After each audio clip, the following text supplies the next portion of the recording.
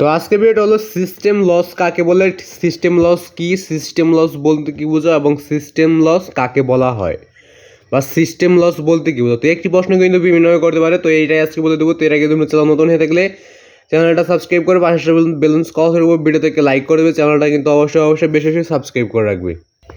তো প্রশ্ন বিভিন্নভাবে করতে পারে, সিস্টেম লস কি, সিস্টেম লস কাকে বলে, সিস্টেম লসের সংজ্ঞা বা সিস্টেম লস কাকে বলা হয় বা সিস্টেম লসের উদাহরণ। তো একটা প্রশ্ন কিন্তু বিভিন্নভাবে করা যায়। তো এই প্রশ্নটা যদি তোমাদের করে যে সিস্টেম লসের যদি কোনো রচনামূলক প্রশ্ন লিখতে বলে তাহলে ওইটা লিখতে পারবে, কারণ আজকে সিস্টেম লস ওটা কি কাকে বলে বা এটার উদাহরণ বা এটার একটা বাক্য বা এটার তো মূল জিনিসটা তোমরা জানবে যে ওই জিনিসটা কি। মূল জিনিসটা জানলে তার তোমাদের কোনো সমস্যা থাকবে না, ওই যে সম্পর্কে কিছু না কিছু লিখতেই পারবে। তো তো গরু যদি তোমরা সম্পর্কে জানো তাহলে গরুটা কি সেই সম্পর্কে যদি তোমরা জেনে যাও তাহলে কিন্তু ওইটা তোমরা লিখতে পারবে সম্পূর্ণটাই। তো সিস্টেম লস কি, সিস্টেম লস কাকে বলে, সিস্টেম লসের সংজ্ঞা বা সিস্টেম লস বলতে কি বা এটার উদাহরণ বা এটার একটা বাক্য।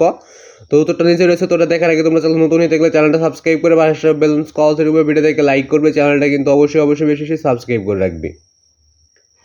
তো আজকে ভিডিও শুধুমাত্র বলে দেবো সিস্টেম লস কাকে বলে, সিস্টেম লসের সংজ্ঞা, সিস্টেম লস বলতে কি, সিস্টেম লস কাকে বলা হয়।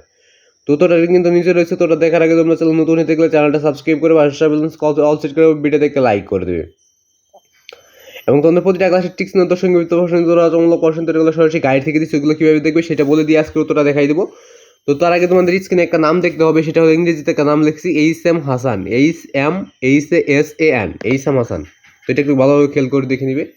যে অধ্যায় ঠিক দেখতে হবে, যে কোনো ক্লাসের যে কোনো অধ্যায়ের যে অধ্যায়ের যে সৃজনশীলটা দেখছি ওই সৃজনশীলের অবশ্যই ক নাম্বার থাকে, সৃজনশীলের ক নাম্বার লিখে এইচ.এম. হাসান লিখবে, তারপর ইউটিউবে সার্চ করলে ওই সবগুলো টিক্স নিয়ে তোমরা সরাসরি গাইড থেকে দুটো পেয়ে যাবে। তো আশা করি বুঝতে পারছো। যে অধ্যায় টিকচিহ্ন লিখছে বইদের প্রথম টিকচিহ্ন মানে 1 নাম্বার টিকচিহ্নের প্রশ্ন লিখবে, তারপর এইচ.এম. হাসান লিখবে, তারপর ইউটিউবে সার্চ করলে ওই সবগুলো টিকচিহ্ন তো তোমরা সরাসরি গাইড থেকে দুটো পেয়ে যাবে। তো এভাবে তোমরা সরাসরি গাইড থেকে কতটা পেয়ে যেতে পারো। তো এরপর রয়েছে তোমাদের সৃজনশীল কোনো বলে ভিডিও সার্চ করলে সৃজনশীল সম্পূর্ণতা পেয়ে যাবে, এবং সঙ্গীত প্রশ্ন লিখে ভিডিও সার্চ করলে সঙ্গীত প্রশ্ন পেয়ে যাবে, রচনামূলক প্রশ্ন লিখে ভিডিও সার্চ করলে রচনামূলক প্রশ্ন পেয়ে যাবে। তো সিস্টেম লস কি, সিস্টেম লস কাকে বলে, তো তোটা নিচে এসে তো দেখে নেওয়া যাক।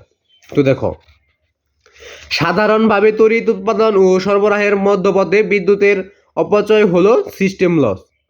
তো সাধারণভাবে তড়িৎ উৎপাদন ও সরবরাহের মধ্যপথে বিদ্যুতের অপচয় হলো সিস্টেম লস। তো সাধারণভাবে তড়িৎ উৎপাদন ও সরবরাহের মধ্যপথে বিদ্যুতের অপচয়ই হলো সিস্টেম লস। তো এটাই ছিল অপচয় মানে সিস্টেম লস কাকে বলে, সিস্টেম লসের সংজ্ঞা বা সিস্টেম লস বলতে কি বোঝো। তো এখানে আমি 5 সেকেন্ড ধরে রাখছি, তো তারপর এর মধ্যে তোমরা উত্তরটা লিখে নিবে বা স্ক্রিনশট দিয়ে নিবে। তো আমি আরেকবার বলে অফ করে দিচ্ছি। তো সাধারণভাবে তড়িৎ উৎপাদন ও সরবরাহের মধ্যপথে বিদ্যুতের অপচয় হলো সিস্টেম লস। তো আজকে ভিডিও ভালো লাগলে চ্যানেলটা সাবস্ক্রাইব করে পাশে কল থাকবে, ভিডিও থেকে লাইক করে দেবে, চ্যানেলটা কিন্তু অবশ্যই বেশি বেশি সাবস্ক্রাইব করে পাশে বেলুন কল অল সেট করে ভিডিও থেকে লাইক করবে, চ্যানেলটা কিন্তু অবশ্যই বেশি বেশি সাবস্ক্রাইব করে পাশে বেলুন কল থাকবে, ভিডিও থেকে লাইক করে দেবে। তো আজকে ভিডিওটা এ পর্যন্তই।